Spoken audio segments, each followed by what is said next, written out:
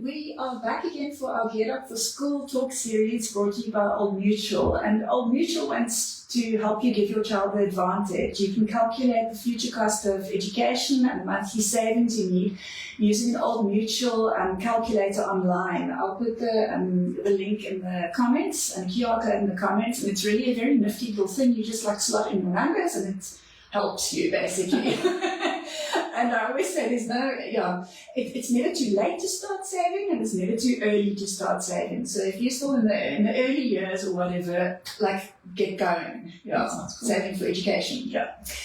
Today's topic and speaker, it sounds a little woo maybe. It was difficult to put it in a short poster, but we have Bryony here today. And Bryony is my new discovery. Bryony's my new yoga teacher. And I've been basically like a lifelong yogi, and I went to a class of Bryony's that was called Speech and Spine, which sounds initially like a weird combo, but I was intrigued. Yeah. And Bryony is also a voice coach, so it felt like a little bit of this combo of like a drama warm-up, a drama class warm-up, and a yoga class, and it was incredible. So I thought, okay, this is the kind of thing that kids like doing these things too, and it comes quite naturally to them, and it's not so woo. There is quite a bit of science behind it.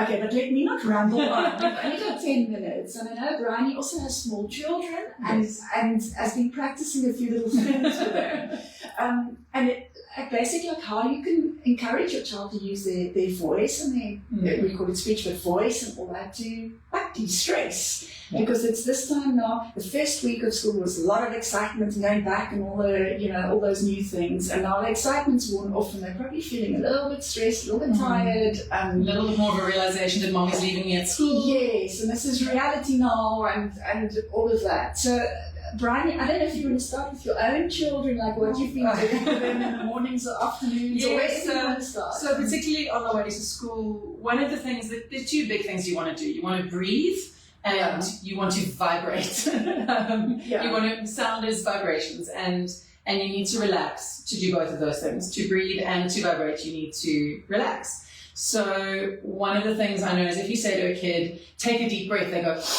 which is not relaxing at all. It's actually very stressful. And most of us do it, adults as well. So what I tell them to do is smell the flower. So we pick a flower and then you have a much more, you still get that slow, long, deep breath, but in this really relaxed, calm, imaginative way. So with kids, the great thing is if you pull in imagination, they'll do just about anything you tell them to do. Yeah. So it's smell the flower. And that's particularly on the way to school so that they're ready to breathe. The other big one is to yawn. So much of our stress sits in our throats. And for kids, look, the biggest thing with kids actually is they haven't been weighed on by the world yet. So their bodies actually know a lot of what they need to do. And the biggest thing we need to do is stay out of the way. So when they're going in the back of the car, let them. And when they're lying in bed, they're about to go to sleep and they're going... and you're like, shush, go to sleep. You actually let them. Unless they're literally screaming, or in my case, I've got twins, so they start telling each other stories and keeping each other awake. So then I say no talking. You're allowed to make sound, you're allowed to sing, but no talking. And that allows them to self-regulate using their mouths and their voices and their breath in the way that their body just knows naturally how to do. So the biggest thing is to just let them, actually. Yeah. And then we can smell the flower. We can also, to take the stress off of the throat, you bring it forward into the mouth. So you can go, which is also, and you can kind of go up and down, and that kind of thing, which they love. Yeah. And they will go mull with in the back of the car.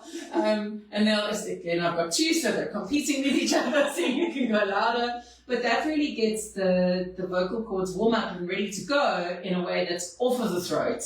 The energy's forward, their mouth will feel all buzzy, so that can be really energizing at the beginning of the day if they're feeling a bit not really wanting to go. And it's quite nice because then they're connecting with you in the car on the way in, which can help with that breakup when you have to say goodbye.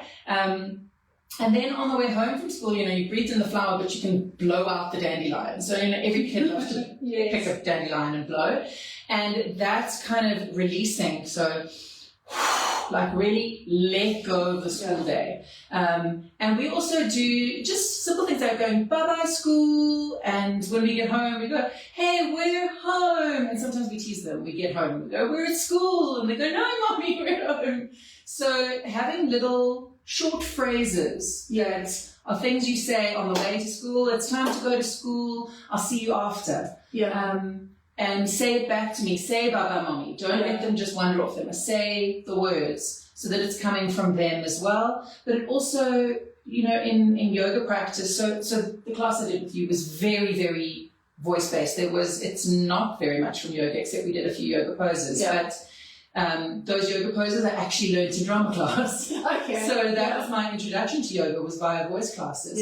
And, you know, a lot of people only think of voice as being something that actors do. But if you look at yoga, at church, at many religions, there's a lot of singing and a lot of chanting. And I think that people just picked up that breathing deeply and making sound energizes us. It relaxes us, it energizes us, it also focuses us.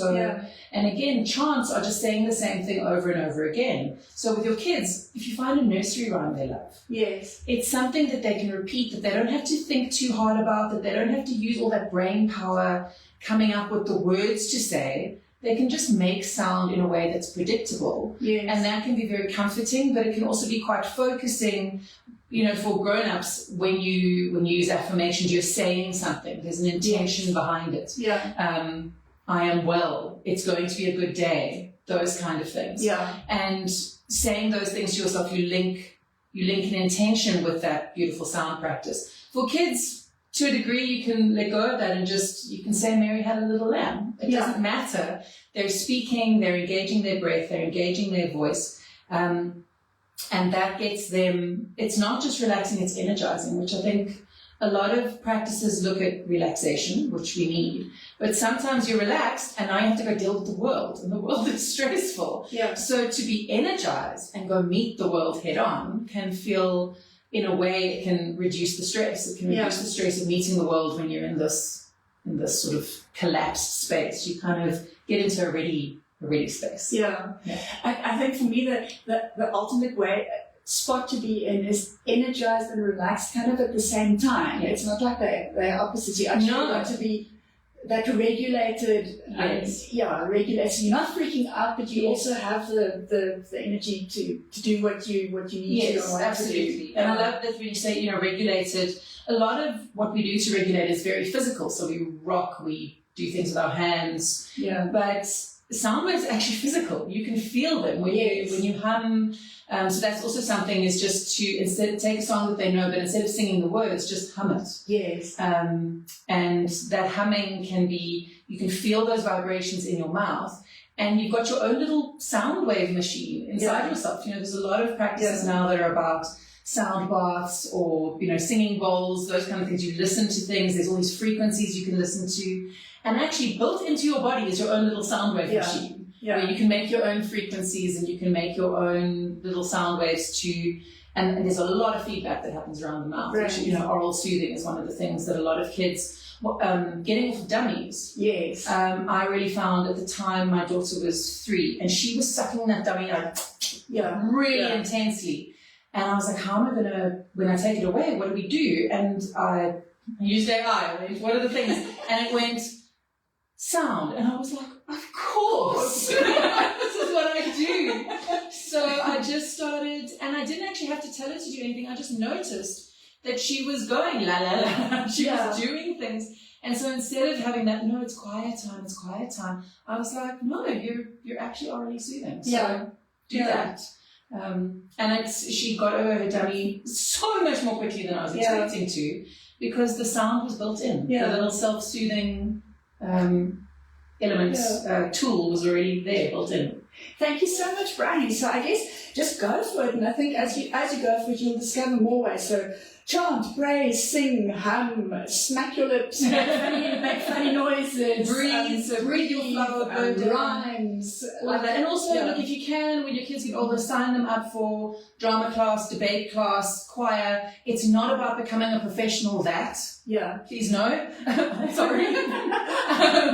It's about using the body as a tool and really getting to know it and explore it in a way that everybody should be doing. We should all be getting to know this tool, not just actors. But one of the places you can learn it is in acting classes, so that you learn that tool and then you can use it for whatever you end up doing, sport or sales or corporates. You know, once you're in your body, you're in your body for life. Yeah. I'm sold. I like that class. There's another one happening. In fact, it's tomorrow. Yeah, I might join you. I'll put Brian's details as well. If anyone's in Joburg and you feel like trying a speech inspiring class, I highly recommend. Thank you so much, Old Mutual, for sponsoring these talks. We've got more coming up next week. And remember to access that online calculator. I'll put details in the comments immediately after the talk.